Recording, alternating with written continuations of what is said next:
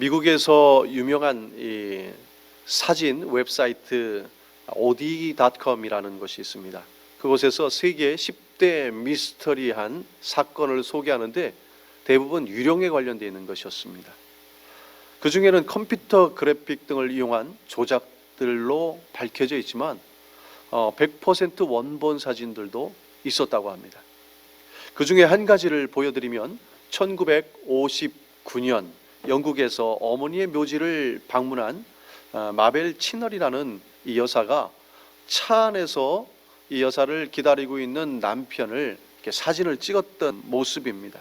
그리고 그 사진을 찍고 필름을 인화해서 사진을 확인한 결과 남편의 뒤에 누군가가 찍혀져 있는 것이었습니다. 치널이는 이 사진을 보자마자 내 어머니다 라고 이렇게 확신했지만 전문가들은 이 사진에 조작은 없었지만 카메라의 어떤 반사나 렌즈의 이중 노출을 통해서 이런 일들이 충분히 일어날 수 있다라고 얘기를 합니다. 여러분이 이 영상을 보셨다시피 현재 그 인터넷 구글 검색창에서 이 서치를 미스터리라는 이 단어로 서치를 하면요, 많은 부분들이 유령에 관련되어 있는 얘기가 나옵니다. 여러분, 미스터리란 신비스럽다 혹은 기묘하다 혹은 비밀스러운 이라는 단어를 가지고 있는 뜻을 가지고 있는 것인데 이들이 찍어온 사진들은 대부분 조작 혹은 착시 현상이 일어났고 렌즈였던 반사에 의해서 의한 것들이었습니다. 그런데 성경에는 조작이나 착시 현상이나 혹은 그 외의 어떤 일이 아닌 분명한 사실이고 그 사실이 미스터리라고 말하고 있는 거죠. 여러분, 오늘 말씀에 바울이 고린도 교인들을 향해서 미스터리라는 이야기를 합니다. 고린도전서 15장 51절 말씀에 보면 보라 내가 너희에게 비밀을 말한다 라고 말해요. 여기서 말한 비밀은 헬라어로 무스테리온이라고 하는데요, 이 무스테리온이 영어로 미스테리입니다. 그러니까 오늘 말씀에 바울이 미스터리라고 말하는 거죠. 그래서 영어 번역에는 Listen, I tell you a mystery 라고 말을 합니다. 여러분, 바울이 지금 이 시간에 말하고자 하는 미스터리는 과연 무엇을 의미하려고 하는 것일까요? 52절에 정답이 나와 있습니다. 나팔 소리가 나매 죽은 자들이 썩지 아니할 것으로 다시 살고 우리도 변화하리라. 아멘. 바울의 말은요, 마지막 때에 미스터리한 일이 일어날 것입니다. 천사들이 마지막 나팔을 울릴 때에 죽어서 땅에 묻혀 있는 사람들은 다시 살아날 것입니다. 그런데 그들의 육체가 예전에는 늙고 썩는 몸이 아니라 영원토록 썩지 않는 몸으로 변화되어서 영원히 살게 될 것입니다 라고 얘기를 하는 것입니다. 이 미스터리는 유령의 이야기처럼 아주 소름 돋고 그 신비스럽고 어떤 묘한 이런 뜻이 아니라 크리스천의 미스터리, 크리스천의 이 부활은 예수님처럼 썩지 않는 신령한 몸으로 우리가 다 부활될 것이다 라고 말하는 거예요. 유령이 가지고 있는 어떤 모습이 아니라 실제의 육체가 존재하는데 우리가 지금 입고 있는 이렇게 다치면 피가 나고 또 죽으면 땅으로 돌아가는 썩어버리는 그런 육체가 아니라 신령한 육체, 영광스러운 육체로 변화되어 부활할 것이다 라고 말씀하고 있는 것입니다. 여러분, 이 부활에 대한 이야기를 많은 이 신학자들도 참 아이러니하게도 부활을 믿지 않는 신학자들도 꽤 있다고 합니다. 당시 이 말씀이 쓰여져 있는 이 당시 로마인이나 헬라인들은 육신의 부활을 잘 믿지 않았다고 합니다. 고린도 교회도 마찬가지죠. 그래서 사도 바울이 오늘 말씀 고린도전서 15장 3절에서 8절에 이것을 논리적으로 지금 증거하고 있는 것입니다. 이것은 역사적인 사실이다 라고 하면서 이 논리적으로 전개해 나가고 있는데 예수 그리스도께서 성경대로 우리 죄를 위해서 죽으셨고 다시 살아나셔서 제자들 앞에 나타났다 라고 말합니다. 베드로에게 보이셨고 그리고 12 제자에게 보이셨고 그리고 500여 성도들에게 예수님이 찾아오셨다라고 말해요. 그리고 야고보에게 보이셨고 모든 사도들 그리고 만삭되지 못하여 난 자와 같은 나와 같은 바울의 고백입니다. 바울에게도 나타나셨다라고 말씀하고 있어요. 사도행전 1장 3절에 보면 많은 사람들이 보는 가운데, 제자들뿐만 아니라 많은 사람들이 보는 가운데 예수님께서 하늘로 승천하시는 것, 하늘로 올라가시는 것을 보았다라고 기록하고 있습니다. 여러분, 그 외에도 예수님, 성경에는 예수님, 부활하신 예수님을 만난 사람들이 많습니다. 만약에 제자 중에 한 사람만이 예수님 부활하셨소 라고 외치고 다녔다면 그 사람은 미친 사람이라고 취급을 받았을지도 모릅니다. 그런데 많은 사람들이 예수 그리스도를 목격하였고 예수 그리스도를 보았다라고 증언해요. 그래서 우리를 뭐라고 얘기하냐면 witness, 증인들이라고 말하고 있는 것입니다. 여러분, 예수님의 제자들과 비슷한 시기를 살았던 아주 고대의 유명한 역사가 요세푸스라는 사람이 있습니다. 이 요세푸스는 로마에 가서 그가 고대의 역사라는 이 책 속에 부활에 대한 기록을 하였습니다. 요세푸스는 크리스천이 아닙니다. 그는 정통 유대인이었습니다. 그런데 그 책 당시에 일어났던 일들과 그리고 사도들의 이름, 그리고 본디오 빌라도와 바뀌어져 있던 또 이 관할을 담당했던 이런 왕들, 이 이름들이 정확하게 성경과 매치하고 있습니다. 여러분, 그가 쓰였던 이 책, 그리고 부활을 믿지 않는 로마인과 헬라인들을 향하여 이렇게 얘기했다고 합니다. 여러분은 몸이 썩는 것을 보고 죽은 자의 부활을 믿지 않지만 부활을 믿는 법을 배워야 할 것입니다. 하나님에게는 그러한 능력이 있음을 믿어야 할 것입니다 라고 그의 책에 기록이 되어 있다고 합니다. 이렇듯 부활에 대해서 믿지 않는 역사가에도 증명이 되어 있는 것이죠. 예수님이 부활 승천하시고 또 제자들 가운데에 이 부활의 증인이 되기 위해서 12사도들 가운데 한 명이 없어요. 한 명이 죽었기 때문이죠. 누구죠? 가론 유다였습니다. 가론 유다의 이 빈자리를 세우기 위해서 마띠아라는 이 제자를 선출하게 됩니다. 그런데 그 선출하게 되는 기준이 있었어요. 그 기준이 뭘까요? 예수님께서 부활하심을 증언할 사람이라고 사도행전 1장 22절에 말씀합니다. 무슨 얘기냐면 사도의 자격이 예수님의 부활하심을 직접 목격하고 본 사람이라는 거예요. 그래야만이 사도가 될 수 있다는 얘기입니다. 무슨 얘기입니까? 예수님의 부활을 직접 본 사람, 예수님의 부활은 그만큼 확실하다는 것이죠. 역사적으로 분명하게 확실하게 부활하셨다라는 것입니다. 세상 사람들이 말하는 이 미스터리는 거짓이나 착각이나 대부분 조작에 대해서 혹은 잘못된 것에 대해서 밝혀졌습니다. 그런데 바울이 고백한 미스터리는 사실이었습니다. 무덤은 비어 있었고 많은 사람들은 예수님의 부활하신 예수님을 목격했다고 합니다. 그리고 이 미스터리한 이 일을 본 사람들은 실제 미스터리한 삶으로 바뀌어지게 됩니다. 이 부활을 본 사람들은 부활의 삶으로 바뀌어지게 되어 있다는 것, 이것이 오늘 말씀의 가장 중요한 열쇠라고 할 수 있겠습니다. 여러분, 미스터리한 사람, 기묘한 사람, 놀라운 신비로운 사람, 이 미스터리한 사람들에게는 세 가지 특징이 일어났습니다. 바로 부활을 목격한 사람, 부활을 향하여 나아가는 사람, 부활을 향하여 예수님의 부활을 자신의 부활로 집중하며 살아가는 바로 사도들과 제자들과 수많은 크리스천들에 대해서 세 가지 특징이 있었다는 얘기입니다. 첫 번째가 죽음을 패배시킨 사람들이었다는 거예요. 죽음을 패배시킨 사람들. 지금까지 모든 사람은요, 죽음 앞에 어떻게 했습니까? 무릎을 꿇었지요. 죽음에게 패해버렸습니다. 그런데 역사에서 가장 미스터리한 일이 일어났다라고 말합니다. 죽음이란 놈이 패배한 거예요.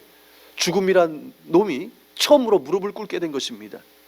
바로 예수님의 부활 앞에 무릎을 꿇었습니다. 할렐루야. 바울이 이렇게 말합니다. 아주 유명한 말씀이죠. 사망아, 너의 승리가 어디 있느냐? 사망아, 내가 쏘는 것이 어디 있느냐? 라고 말해요. 이 말씀이 무슨 뜻이냐면, 죽음아, 모두가 죽음에 이르게 하는 것이 너의 승리냐? 라고 말하는 거예요. 죽음 앞에 모두가 무릎 꿇었는데, 그래서 너는 그 모두가 죽는 것이 너의 승리라고 생각하고 있느냐? 그렇다면 바울이 57절에 말합니다. 우리 주 예수 그리스도로 말미암아 우리에게 승리를 주시는 하나님께 감사하노라. 아멘. 이렇게 고백을 하죠. 죽음아, 모두가 죽음 앞에 이르게 하는 것이 진정한 너희 승리라고 너는 믿느냐? 그렇다면 우리는 그리스도로 말미암아 죽음으로부터 승리하게 되었느니라. 할렐루야. 이렇게 고백하고 있는 것입니다. 이 얼마나 죽음 앞에 통쾌한 승리입니까? 예수님의 부활을 본 사람들은 더 이상 죽음을 두려워하지 않았습니다. 바로 부활이 죽음을 무릎 꿇게 만들고, 부활이 죽음을 패배시켰기 때문입니다. 초대교회 성도님들은 예수님을 믿다가 붙잡혀서 사자굴 안에 들어가서 사자의 밥이 되었습니다. 이 사자에게 목숨을 잃어가면서도 그들의 모습은 평안했다고 역사서는 기록하고 있습니다.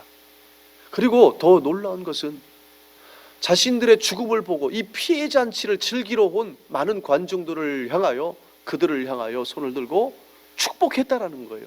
하나님, 저들도 부활에 동참하게 하시고 우리가 목격한 부활하신 예수님을 만나게 하소서 하면서 그들을 향하여 기도하고 있었다라는 거예요. 또한 수많은 선교사들이 아프리카 정글 속에서 혹은 아시아나 이 어려운 곳에 처음 선교사로 들어간 사람들이 얼마나 많은 목숨을 잃었습니까? 그들은 죽어가는 그들의 삶 앞에서도 부활하신 주님을 담대하게 증거했다라는 거예요.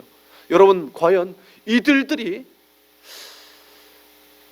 예수님의 부활하신 것이 거짓말이라는 것을 알았다라면, 거짓이라고 생각했다면 과연 그 거짓을 향하여 목숨을 버리는 사람이 있었을까요? 여러분은 누가 거짓말을 한 것에 대해서 여러분 목숨을 던지실 수 있습니까? 여러분, 거짓말을 알면서 목숨을 버리는 사람은 그 어느 곳도 없을 것입니다. 여러분, 이 성경의 제자들을 보면 예수님과 함께 따라다니면서도 그렇게 많이 바뀌지 않았는데요, 정말 180도로 바뀌어진 사건이 있습니다. 그게 언제일까요? 부활하신 예수님을 정말 만난 겁니다. 부활하신 예수님을 정말 목격한 것입니다. 제자들은 부활하신 예수님을 만난 이후의 삶이 완전히 변화되게 됩니다. 왜 그렇습니까? 부활하신 주님을 보고 지금까지 죽음 앞에 무릎을 꿇었는데, 죽음 앞에 패배를 당했는데, 이제 그 죽음을 패배시킨 예수님을 보시고 이들도 죽음 앞에 담대함을 얻게 된 것입니다. 여러분, 베드로를 보면은 십자가에 못 박히신 예수님의 그 사건을 보지도 않습니다. 그리고 두려워서 이제 예루살렘으로부터 멀리 떠나 있는 갈릴리로 돌아와서 그 갈릴리 바다에서 고기를 잡게 되죠. 그런데 예수님께서 부활하시고 그 멀리 있는 그들을 찾아가셔서 아침까지 지어주시고 그들을 향하여 얘기합니다. 베드로야, 네가 나를 사랑하느냐? 라고 말해요. 그렇게 3번 질문 가운데 그의 마지막 대답이 이렇게 표현을 합니다. 모든 것을 주님께서 아십니다. 내가 주님을 사랑하는 줄 주님께서 아십니다. 라고 얘기를 하죠. 이렇게 부활하신 주님과 대화도 했어요. 부활하신 주님이 자기 앞에 큰 찔림을 줄 때 하나님 앞에 결단하는 고백을 드렸습니다. 여러분, 저도 부활하신 예수님을 만났고 그 예수님의 음성을 들었고 그 부활하신 주님 때문에 부활의 소망을 가지고 목사가 되었습니다. 여러분들은 어떻습니까? 부활하신 주님을 만나셨습니까? 부활하신 주님을 경험하셨습니까? 부활하신 주님을 경험하고 만났다라면 오늘 죽음에 대한 두려움이 우리에게는 있을 수 없습니다. 죽음을 패배시키는 것, 그게 바로 부활 신앙임을 믿을 수 있길 바랍니다. 여러분, 미스터리한 사람의 두 번째 특징은요, 내일을 준비하는 인생이 아니고 내일을 소망하는 인생입니다. 쉽게 정리하면 미스터리한 인생은 그 어떤 상황 속에서도 내일을 소망하는 사람이라 라고 말할 수 있어요. 당시 유럽에 위치한 고린도 교회는 바울이 개척했지만 도덕적인 타락이 아주 심했습니다. 더불어 영적인 타락도 매우 심했지요. 그 이유가 그들에게는 부활신앙이 없었던 것입니다. 그래서 32절에 이런 사람이 있었다고 바울이 고백하죠. 내일 죽으니 오늘 먹고 마시자. 이런 사람들이 고린도 교회에 있었습니다. 이런 사람들이 고린도 교회 성도들을 흔들어 버렸습니다. 이들은 한마디로 말하면 내일이 없는 사람이었죠. 죽으면 끝이야. 그러니까 오늘 엔조이하면서 살아야 해. 이런 사람은요, 어떤 목적도 없고 삶의 방향도 없습니다. 미래가 없으니까요. 그래서 짐승처럼 사는 인간들입니다. 이보다 좀 나은 사람들도 있어요. 그들은 내일을 준비하는 사람입니다. 다가올 미래를 준비한다는 것은요, 이렇게 어떻게 보면은 참 나이스한 인생 같아 보이죠. 그러나 내일을 준비한다는 것은 다가올 이 다가올 추운 겨울을 준비하기 위하여 음식을 이렇게 쌓아놓고 준비하는 삶이라고 할 수 있겠습니다. 그런데 이것을 우리가 언뜻 자연스럽게 보지만 어떻게 보면 이것이 그리스도의 삶의 자세는 아닙니다. 다가올 겨울이 두려워서 준비하는 삶, 우리는 이런 자세를 경계해야 합니다. 왜냐하면 우리가 지옥 가는 것이 두려워서 신앙생활 하는 것처럼 그렇게 바뀌게 됩니다. 그래서 우리는 내일을 준비하는 삶이 아니라 내일을 소망하는 사람이 되어야 합니다. 그리스도인은요, 내일을 준비하는 사람이 아니라 부활을 소망하는 삶입니다. 할렐루야. 여러분, 오늘 우리가 살아가는 지금 이 순간에 내일에 대한 염려, 내일에 대한 여러 가지 두려움, 공포스러움이 우리 가운데 있습니다.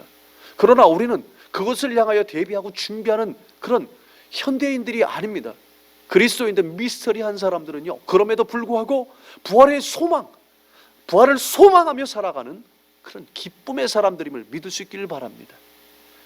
세 번째에 미스터리한 사람의 특징은요, 이미 부활하신 예수님보다 지금 나의 부활에 집중하는 사람입니다. 매년 부활주일이 되면 예수 부활하셨네, 할렐루야, 예수님을 부활하고 축하합니다. 그런데 여기서 멈춰선다는 것이 문제지요. 이번 부활주일에는요, 예수님이 2000년 전에 부활하신 것이 나와 무슨 관계가 있는가? 예수님이 부활하신 것이 나와 무슨 상관이 있느냐? 이것을 철저하게 고민하고 예수님의 부활로 멈추지 말고 나의 부활로 반드시 이어져야 한다는 것이에요. 여러분, 좀 쉬운 의미지만 예수님은 2000년 전에 이미 부활하셨습니다. 그러니까 이제 누구 걱정이, 예수님 걱정할 필요가 없어요. 이제 저와 여러분의 몫입니다. 저와 여러분이 걱정해야 될 일은 무엇이냐면, 이제 우리가 부활할 차례예요.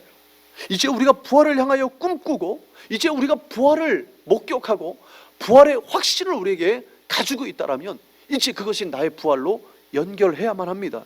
그렇다면 정말 나는 부활의 소망 가운데 살고 계시나? 정말 여러분들은 부활의 소망 가운데 살고 계십니까? 이 질문을 철저하게 내 자신에게 던지면서 돌아봐야 할 지금이 중요한 때라는 거죠. 여러분, 예수님의 십자가 없이는 뭐도 없습니까? 부활도 없죠. 그렇다면 나의 십자가 없이는 무엇이 없습니까? 부활이 없습니다. 예수님이 십자가는 이제는 예수님이 졌던 십자가가 이제는 나의 십자가가 되어야 된다는 말입니다.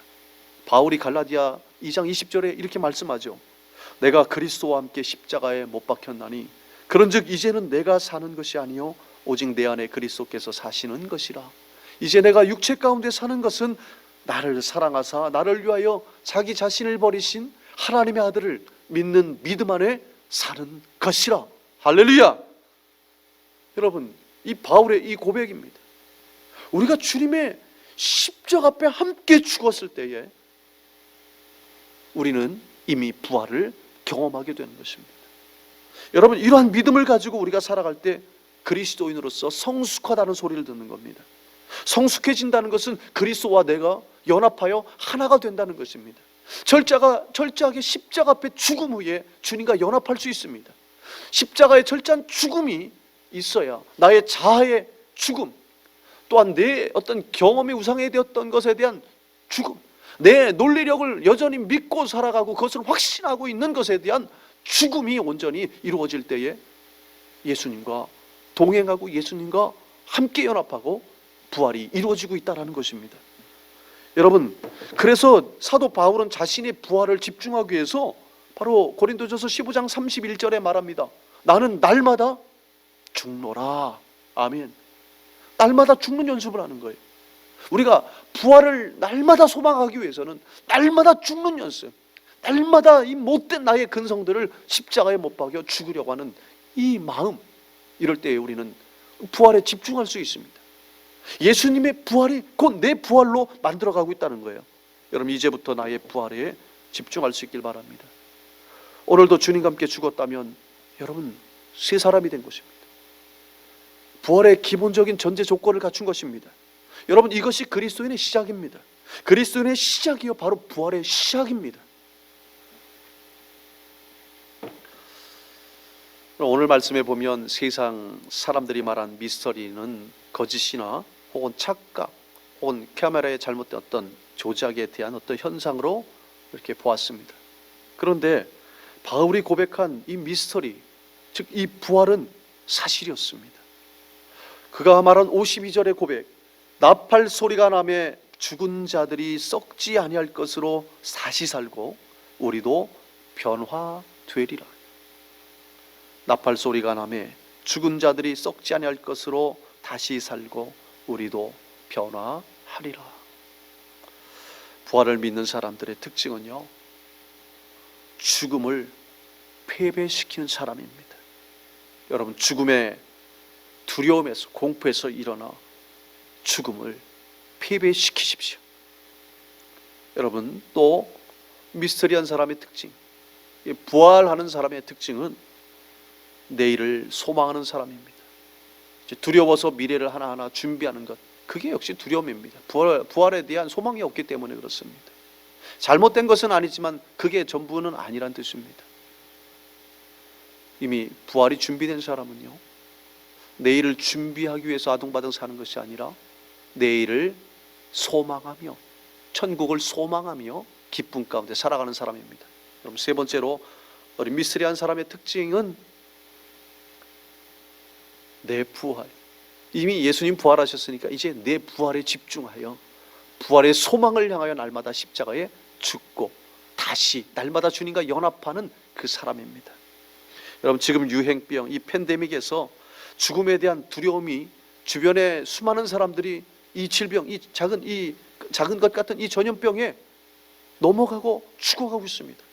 이미 미국의 인구 2만 명 이상이 죽었습니다. 이 병으로 인해서 죽었습니다. 주변에 병들어가는 이런 사람들을 보면서 온통 두려움과 공포심에 떨고 있는 우리 성도들도 있을 것입니다. 이런 두려움이 생긴 이유가 무엇입니까? 바로 오늘 말씀에 강조했던 이 미스터리를 믿지 않기 때문에, 이 부활신앙을 우리가 믿지 않기 때문에 이런 현상이 일어나고 있는 것입니다. 여러분, 누가 잠자러 갈 때 막 두려워서 떨고 있는 사람이 있겠습니까? 잠자러 갈 때가 가장 편하지 않습니까? 잠을 자야만 내일 일어나서 새로운 일들을 해나갈 수 있습니다. 잠을 제대로 자지 못하면 내일이 어렵습니다. 마찬가지로 여러분, 우리는 영원한 천국에서 영원히 부활의 삶을 살아가게 될 것입니다. 부활이 없는 사람들은 죽음이 끝이라고 생각하지만 크리스천은 죽음이 끝이 아니라 새로운 시작의 길이 열리는 것입니다. 이게 바로 부활을 소망하는 자가 누릴 몫입니다. 오늘 이 시간에 여러분에게 마지막 질문을 드리고 말씀을 마치려고 합니다. 예수님께서 여러분에게 하시는 말씀이라고 생각하시고 믿음으로 한번 답해 보십시오. 요한복음 11장 25절 말씀, 나는 부활이요 생명이니 나를 믿는 자는 죽어도 살겠고 무릇 살아서 나를 믿는 자는 영원히 죽지 아니하리니 이것을 내가 믿느냐? 아멘. 기도하겠습니다.